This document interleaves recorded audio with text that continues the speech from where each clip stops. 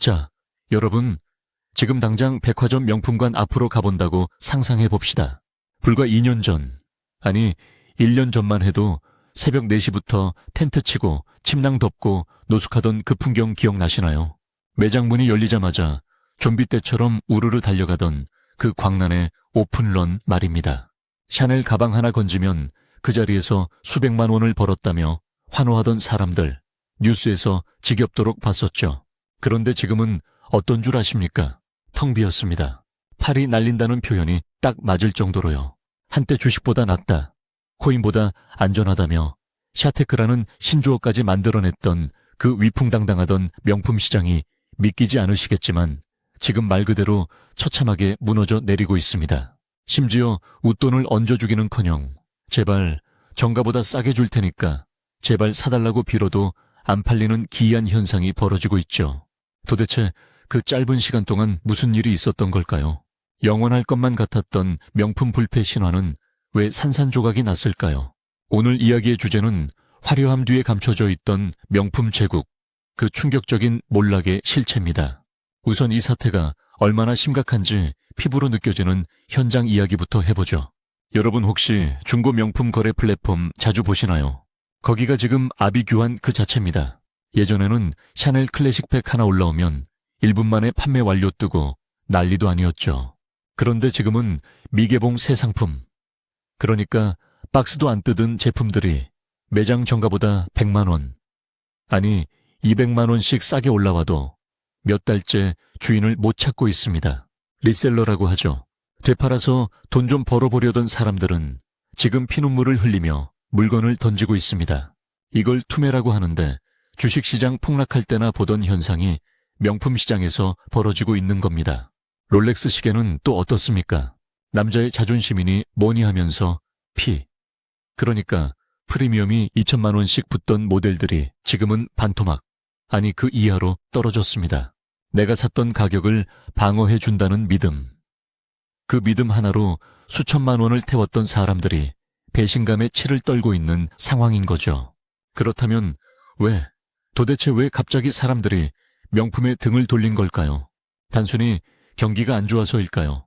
물론 그것도 큰 이유지만 전문가들은 더 근본적이고 치명적인 이유가 있다고 말합니다. 바로 명품 브랜드들의 오만함, 그리고 선을 넘어도 한참 넘은 가격 인상입니다. 여러분도 느끼셨을 겁니다. 코로나 시국 동안 이 명품 브랜드들 정말 해도 너무했습니다. 오늘 사면 내일 오른다는 말을 주문처럼 외우면서 1년에 가격을 4번, 5번씩 올렸습니다. 샤넬 가방 하나가 1천만 원을 넘더니 이제는 1,500만 원, 2천만 원을 향해 갑니다. 솔직히 말해서 가방 하나에 경차 한 대 값이 들어가는 게 상식적으로 말이 됩니까? 그런데도 우리가 사주니까 이 브랜드들이 우리를 호구로 보기 시작한 겁니다. 소비자를 현금 인출기로 하는 이런 태도에 결정타를 날린 사건이 최근에 터졌죠. 아마 뉴스 보신 분들은 아실 겁니다. 바로 디올백 원가 공개 사건입니다. 백화점에서 380만 원, 400만 원에 팔리는 그 고급스러운 디올 가방의 제조 원가가 얼마였는지 아십니까? 단돈 8만 원이었습니다. 80만 원이 아니고 8만 원이요. 이탈리아의 불법 체류자들을 착취해서 위생도 엉망이고 안전장치도 없는 공장에서 기계 부속품 찍어내듯이 만들어낸 가방. 거기에 로고 하나 박아서 우리한테 50배, 100배 남겨먹고 팔았던 겁니다. 명품이라며 장인의 숨결이 들어가 있다며 한 땀 한 땀 만들었다며요. 그런데 알고 보니 그게 다 쇼였다는 게 밝혀진 겁니다. 이 뉴스가 터지고 나서 온라인 커뮤니티가 뒤집어졌죠. 내가 든 가방이 8만 원짜리 쓰레기였냐. 배신감이 든다. 다시는 안 산다. 이 사건은 명품이 가지고 있던 가장 큰 자산, 바로 환상을 깨뜨려 버렸습니다. 명품은 품질이 아니라 환상을 파는 건데 그 환상이 깨지니까 그냥 비싼 가죽 덩어리만 남게 된 거죠. 여기에 경제 상황이 기름을 부었습니다. 지난 몇 년간 명품 시장을 주도했던 건 진짜 부자들이 아니었습니다. 코인으로 돈 벌고 주식으로 돈 벌고 부동산 영끌해서 자산 가치가 올랐다고 착각했던 2030 세대, 소위 말하는 영앤리치 호소인들이었죠. 그런데 금리가 오르고 자산 거품이 꺼지니까 이들이 가장 먼저 직격탄을 맞았습니다. 당장 이번 달 카드값 맞기도 벅차고 대출 이자가 2배로 뛰었는데 무슨 샤넬이고 롤렉스입니까? 있던 것도 팔아서 현금화해야 할 판국인 거죠. 파티는 끝났고 계산서를 받아든 현실은 너무나 차가운 겁니다. MZ세대 플렉스 문화요. 이제는 그거 유행 지났습니다. 요즘 유튜브나 인스타그램 보세요.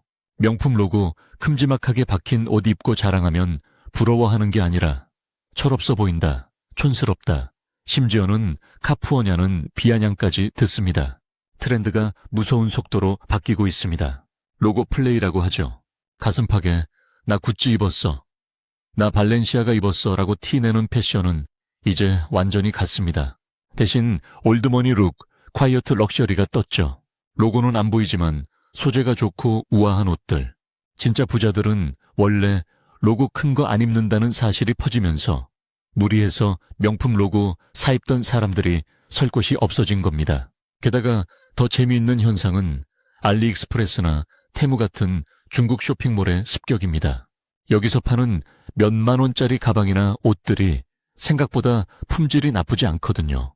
어차피 400만 원짜리 명품 가방도 원가 8만 원이라는 걸 알게 된 마당에 그냥 3만 원짜리 가성비 좋은 거 사서 편하게 쓰고 말지 뭐하러 그 돈을 쓰냐는 실용주의가 퍼지고 있는 겁니다.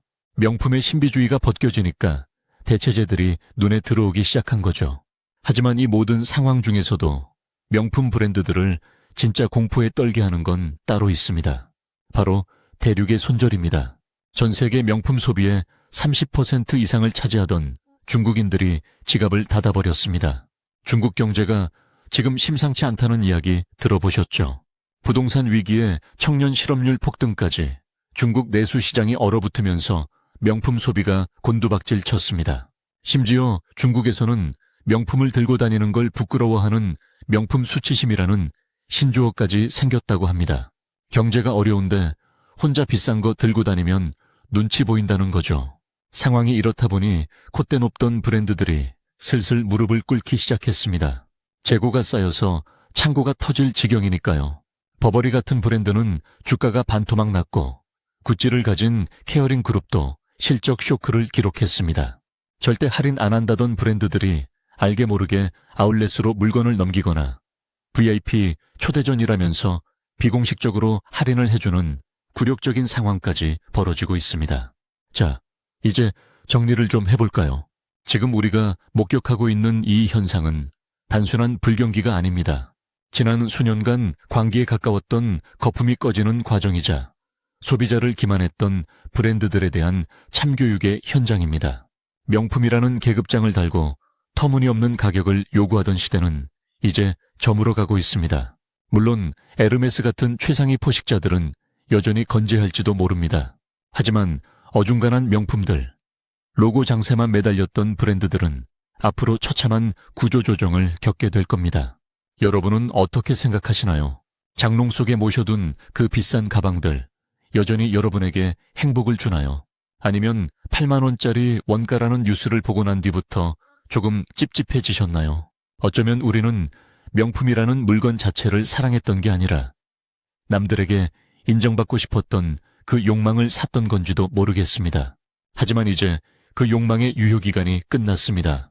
중고 거래도 안 되는 명품의 몰락. 이것은 우리에게 소비의 본질이 무엇인지 다시 한번 묵직한 질문을 던지고 있습니다.